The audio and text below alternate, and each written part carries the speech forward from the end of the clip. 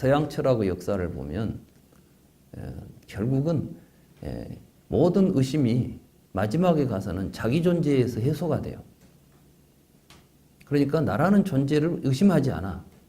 데카르트가 방법소설이라는 책에 보면 데카르트가 이제 모든 걸 의심하기 시작합니다. 밖에 있는 게 보이는 거 저거 없는 걸 내가 보고 있는지도 모른다.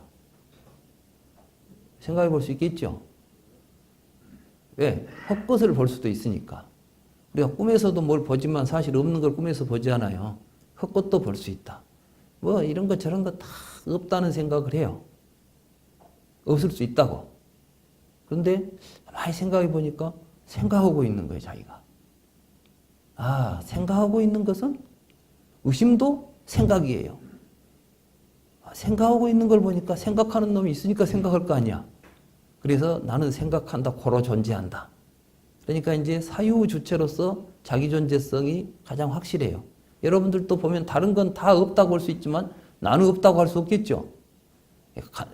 이 데카르트가 별 책을 한 권 다 써가면서 별 소리를 했지만 결국 뭐냐 하면 모든 존재의 우선에서 나의 존재는 가장 확실하다. 이런 이야기를 하는 거예요, 지금. 우리는 전부 그렇게 살았어요. 근데 그 확실하다고 하는 존재에 대해서 사실은 우리는 확실한 인식이 없는 거예요. 그러니까 이제 데카르트는 그걸 어떻게 말하냐면 이것은 명석판명한 직관이다. 이런 식으로 이제 말을 써. 그러니까 자아를 보는 것이 자아는 직관된 것이지 논리적으로 추론된 게 아니다는 거예요. 그러니까 이제 그런 말을 쓰면 또 이제 그 데카르트가 말하는 직관은 무엇이고 명석한 판단은 무엇일까 이런 것들이 굉장히 의심스러운데 데카르트에게 매료된 입장에서 보면 이제 이 하나의 자아를 입증하는 개념으로 작용해버려요, 그냥. 부처님은 그렇게 흐리멍텅하게 가는 게 아니라 왜 이런 생각이, 데카르트가 왜 그런 생각을 하고 있을까를 본다니까요, 지금. 왜 우리는 자꾸 내가 있어가지고 뭐 한다는 생각을 하고 있지? 그 과정이 어디서 출발하지? 이걸 보신 거라니까. 무슨 이야기인지 아시겠어요? 그러니까 이제 불교는 다른 철학하고 비교가 안 돼요. 다른 철학은 해봐야 결국 말장난에 지나잖아요. 근데 불교는 말로서, 언어로서 사유하고 철학이 가는 게 아니라 이 통찰을 통해서 사실을 규명해 가고 있어요. 그리고 그렇게 드러난 사실을 진리라고 부르는 겁니다. 자, 여기서 무슨 말이 생기냐? 굉장히 중요한 말이죠. 두가 칸다사 쌈 우다야 호띠.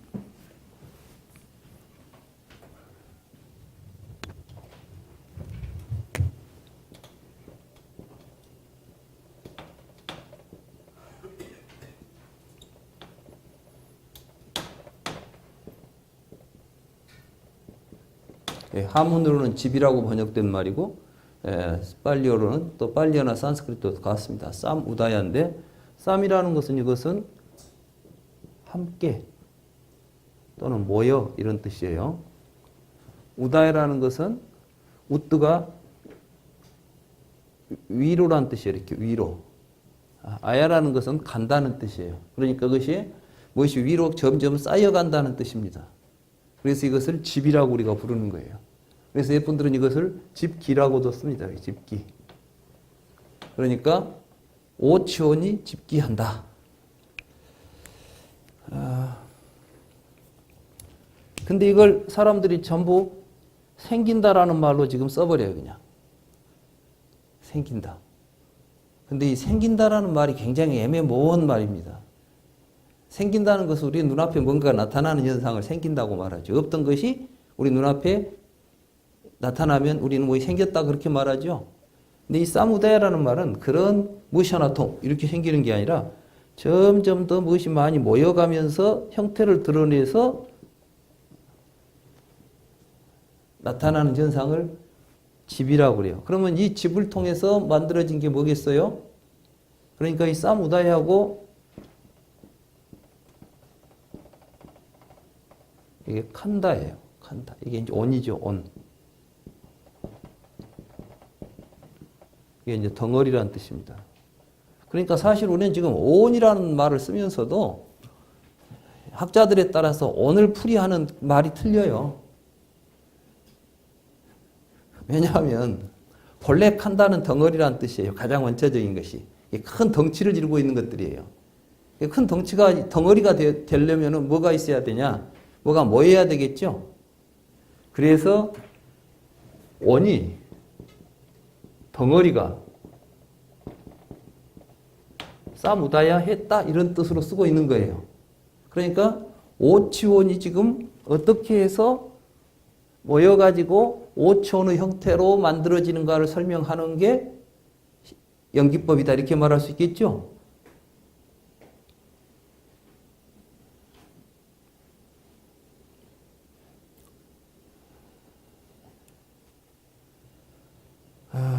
그때 이제 부처님이 뭘 봤냐면 이걸 본 거예요. 집을.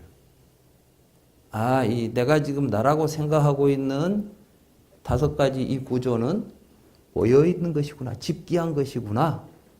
그래서 그 뒤에 보면 뭐라고 부처님이 말씀하시냐면 제가 이제 모여 나타남이다. 모여 나타남이다 이렇게 썼죠.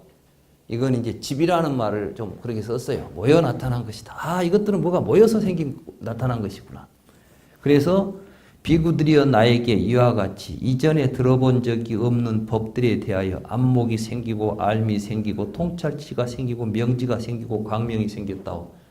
그러니까 지금 부처님이 깨달은 내용은 뭐냐면은 오는 집기한다라는 사실을 깨달은 거예요. 지금까지 통찰하다가 나에게 명지라는 걸 제가 이제 비자를 내가 명지라고 그랬어요. 이 비자는 뭐냐면 아비자는 비자를 명이라고 하고 비자가 없는 걸 아비자라고 해서 무명이라고 그래요. 이게 명과 무명을 말하는데 저는 이걸 이제 명지, 밝은 지혜 이렇게 내가 이제 표현을 명을 명지라고 번역했는데 불교에서 보통 말하는 광명이라는 것은 항상 이걸 의미해요. 무명이 사라졌을 때를 광명이 나타난다라고 말하는 거예요. 비구들이여 그때 나는 이렇게 생각했다고. 무엇이 없는 곳에 노사가 없을까? 무엇이 그쳐 사라지면 노사가 사라질까? 이게 이제 환멸문의 사유를 시작한 겁니다. 그래서 쭉 다시 가가지고 무엇이 그쳐 사라지면 이름과 형색이 그쳐 사라질까? 그래서 분별하는 마음이 없는 곳에는 형색이 없다. 이름과 형색이 없다. 분별하는 마음이 그쳐 사라지면 이름과 형색이 그쳐 사라진다. 무엇이 없는 곳에 분별하는 마음이 없을까? 그때 이제 이름과 형색이 없는 곳에 분별하는 마음이 없다. 그래 이제 그 다음에 보면 쭉 내려가서 비구들이여 그때 나는 이렇게 생각했다. 참으로 나는 깨달음의 길을 이해했다. 이제 뭐죠? 깨달음의 길을 본 거예요. 그리고 이름과 형색이 그쳐 사라지면 분별하는 마음이 그쳐 사라지고 분별하는 마음이 그쳐 사라지면 이름과 형색이 그쳐 사라지고 이름과 형색이 그쳐 사라지면 쭉 사라져서 순전한 괴로움 덩어리의 사라짐이 있다. 이게 이제 니로다지요. 니로다. 그래서 사라진 것이다. 그치면 사라진다. 그래서 이제 니로다라는 말을 쓰죠. 사무다야와 이거 우리가 보통 이제 멸이라고 부르는 것이죠. 그러니까 부처님은 지금 12연기를 통찰하면서 뭘 봤죠? 괴로움이 오천이 괴로움이라고 그랬죠? 괴로움이 집한다는 사실, 괴로움이 멸한다는 사실을 깨달았게 됐죠. 통찰해서 알았죠? 지금 이 두 지점에서 부처님이 무슨 말을 쓰냐면 명지라는 말을 쓰고 광명이라는 말을 쓰고 이런 말을 쓰고 있는 것. 그러니까 12연기는 사성제와 연결시켜야지 윤회설하고 연결시키면 안 되는 거예요. 이거 12연기를 윤회설하고 연결시켜놓으면 사성제가 나오겠습니까? 우리가 왜 지금 불교가 이렇게 망해버렸냐? 이 연기를 윤회설로 풀어나가. 부처님은 윤회하고 아무 관계없이 말해놨잖아요. 왜 그러면 이런 해석이 나오냐? 좀 이따 이제 무명이 왜 이제 노사가 왜 생에 의해서 생위의 유에 의해서 쭉 이 과정을 우리가 살펴보면 여러분들이 알고 있는 개념들이 아니에요. 촉, 명색, 촉, 유깁, 촉수, 예치, 유색, 노사 있죠? 이것들은 우리가 상식적으로 알고 있는 단어들이 아니라고요. 그건 통찰을 통해서만 비로소 드러나는 그 내용을 부처님이 우리에게 이야기해 놓은 내용이기 때문에. 근데 이걸 이해가 안 되면 자기 멋대로 자기 식대로 해석을 해버리니까 이게 윤회설도 되고 뭐 이런 게 되는 거죠. 그래서 이제 우선 경을 1차적으로 다 읽고 나서 제가 전체적인 연기에 대한 설명을 하도록 하겠습니다.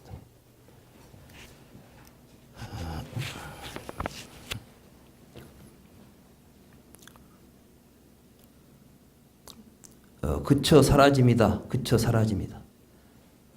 제가 이제 이렇게 한 것은 싸무다요, 싸무다요 또는 니로도, 니로도 그랬는데 니로도라는 것은 이제 산스크리트에서 팔리어에서 어미가 아로 끝나는 남성명사나 남성명사는 주격이 오가 됩니다.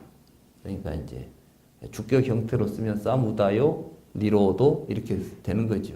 그러니까 이제 호칭하고 주격은 또 같이 쓰여요. 그러니까 우리가 감탄적으로 이거야 이거 이런 식으로 말할 때. 근데 경전이 참 재밌죠. 부처님은 이 불경에 보면 이것이 겹쳐서 나옵니다. 쌈우다야, 쌈우다야. 난 처음에 왜 이렇게 말을 두 번이나 쌈우다야라고 쌈우다야, 니로도, 니로도 이렇게 두 번 말했을까? 왜 경에서 두 번 똑같은 단어가 두 개가 나올까? 이렇게 생각했는데 이게 이제 깨달음을 깨닫고 나서 하는 감탄사예요. 우리가 말할 때 그거야, 바로 그거야 이런 표현을 하죠. 집이야. 바로 그래, 그 집이야. 이런 표현이에요, 지금. 멸이야. 그래, 바로 그 멸이야. 이렇게. 그러니까 뒤에 표현이 어떻게 돼요? 뭐가 이전에 들어본 적이 없는 것들에서 안목이 생기고 알미 생기고 통찰지가 생기고 명지가 생기고 막 그랬다잖아요. 이런 표현들을 보더라도 부처님께서는 지금 집과 멸을 깨달았던 거예요. 무엇을 어떻게 집과 멸이 무엇인지 어째서 깨달았는지 이 내용들을 우리가 이제 구체적으로 우리도 통찰해가면서 이해를 해야 됩니다. 아무튼 비구들이여 비유하면 어떤 사람이 산기슭 숲속을 돌아다니다가 옛날 사람들이 다니던 오래된 지름길을 발견하는 것과 같다오. 그는 그 길을 따라간다오. 그는 그 길을 따라가다가 옛날 사람들이 살던 공원이 있고 숲이 있고 호수가 있고 성벽이 있는 아름다운 성을 옛날의 왕도를 발견한다오. 비구들이여 그 사람은 왕의 대신에게 성을 발견한 사실을 알리고 그 성을 다시 건설하도록 권한다오. 비구들이여 그래서 왕이나 왕의 대신은 그 성을 건설한다오. 그 성은 이후에 번영하고 번성하여 인구가 많고 사람들이 붐비는 큰 성으로 성장하게 된다오.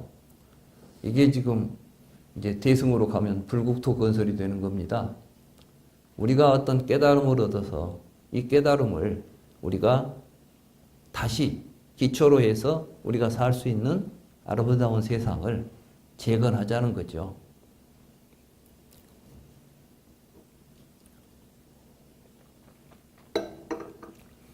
비구들이여 이와 같이 나도 실로 옛길을 옛날에 정각을 성취한 분들이 따라간 오래된 지름길을 보았다오. 비구들이여 어떤 것이 그 옛길, 그 옛날에 정각을 성취한 분들이 따라간 오래된 지름길인가?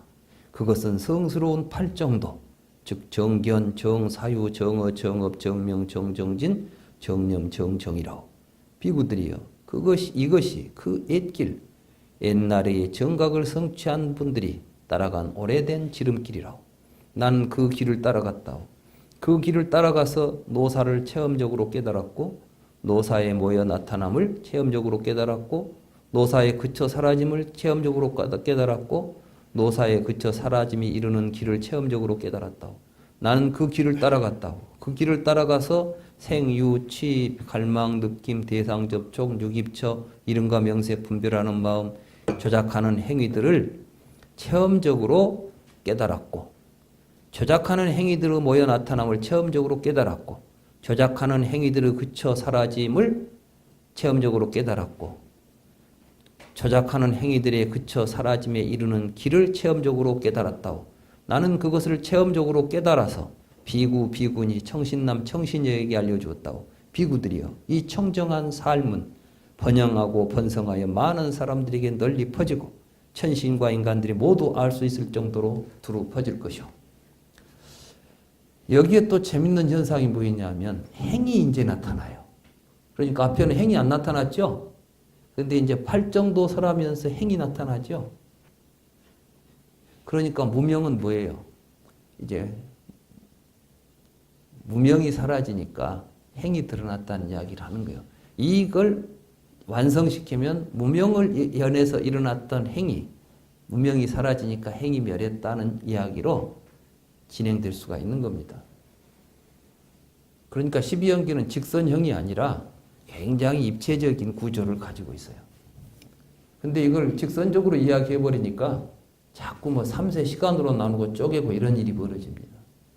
그러면 지금부터 여러분들에게 12연기가 어떤 식으로 지금 이야기되고 있는지, 12연기의 각 지분들이 왜 연기관계를 갖게 되는지 제가 하여간 가능한 한 여러분들이 스스로 이해할 수 있도록 설명을 할 것이고, 이제 저에게 제 이야기를 듣고 여러분들이 이해를 한다고 해서 여러분들이 통찰한 건 아니에요. 여러분들은 이제 제 이야기를 듣고 그럴듯하구나라고 생각하시죠. 그럼 이제부터는 통찰이 어떻게 되어야 되냐면 그 이해를 바탕으로 해서 여러분들이 어떤 사물을 볼 때에 과연 그런가를 계속 지켜봐야 돼요. 그러니까 여러분들의 삶 속에서 이것이 통찰되어야지, 오늘은 제 이야기를 통해서는 여러분들에게는 사실은 언어적으로 납득이 되고 이해가 되는 것이죠.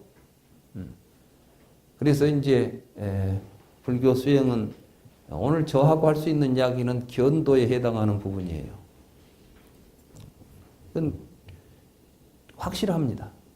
불교는 견도, 수도, 무학도라고 하는 구조가 그건 그냥 언어적 유희가 아니에요. 그러니까 뭐 아시죠? 사성전은 3전 12행으로 부처님 말씀하셨어요. 근데 한 가지 중요한 것은 불경의 부처님 말씀은 허튼 소리가 없다는 사실이에요. 그냥 아무렇게나 뱉은 소리가 한마디도 없습니다. 그러니까 말하자면 사성제는 3전 12행으로 공부한다 이렇게 돼 있어요. 3전 12행이라는 것은 무엇이냐? 고진멸도 사성제를 처음에 이런 이야기를 통해서 이해하게 되면 견도라 그렇습니다. 그러면 이제 스스로 자기가 이해했으니까 그걸 자기의 삶을 통해서 계속해서 뭘 해야 되겠어요? 통찰해야 되겠죠? 이걸 수도라고 그럽니다. 수도를 하게 되면 이제 결국 뭐가 되겠어요? 자기에게 체험적으로 오게 되겠죠? 그 다음에는 이제 삶 속에서 억지로 억지로 이렇게 노력하지 않아도 스스로 이제 그것이 자기 일상적인 삶에서 항상 통찰이 삶의 체화가 되어버린 상태를 무학도라고 그래요. 그럼 무학도는 더 이상 공부 안 하느냐가 아니라 공부를 안 해도 되는 게예요. 말하자면 완성이라는 것은 계정의 사막을 완성하면 계를 안 지켜도 되느냐가 아니라 된다는 것이 아니라 지키려고 안 해도 저절로 몸이 계를 스스로 행동하는 게 전부 다 그대로 계율이 되는 것을, 계를 지키게 되는 것을 무학도라 그러고, 하지 말아가니까 안 해야지 하고 있으면 이건 이제 수도고, 해서는 안 된다는 것을 알고 있으면 견도고, 이건 해서는 안 되니까 안 해야 되겠다고 안 하고 있으면 수도고, 그냥 아무 생각 없이 해도 안 하고 있으면 이건 무학도예요.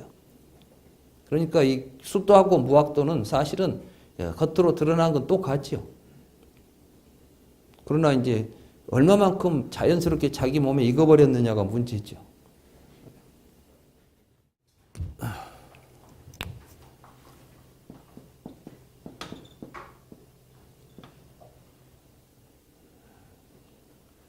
이 노사는 여러분들은 마음속에 있는 걱정, 근심들입니다. 그러니까 노사 우비고뇌라고 나오죠. 경전에는 보면 노사 우비고뇌라고 나옵니다. 그러니까 결국 여러분들은 늙고 죽는다는 생각 때문에 여러 가지 우비고뇌가 지금 여러분들 삶 속에서 나타나고 있는 거예요. 그거 보이십니까?